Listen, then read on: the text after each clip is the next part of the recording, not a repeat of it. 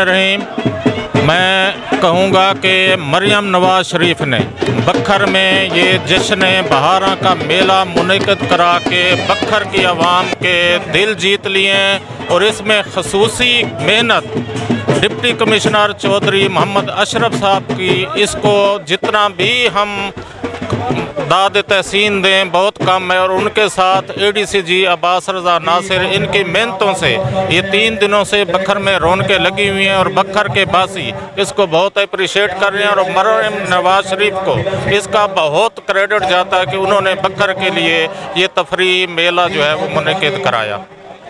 इस मेले में अल्हम्दुलिल्लाह जैसे इतनी रौनक लगी है, अरसा दराज के बाद हमारी आवाम जो थी वो भूखी प्यासी थी इस तफरीह के लिए।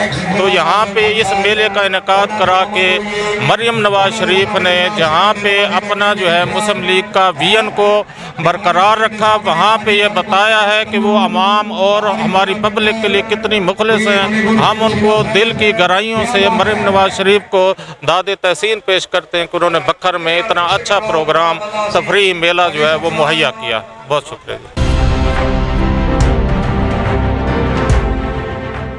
ट्वेल्व न्यूज़ खबर से तहकीक।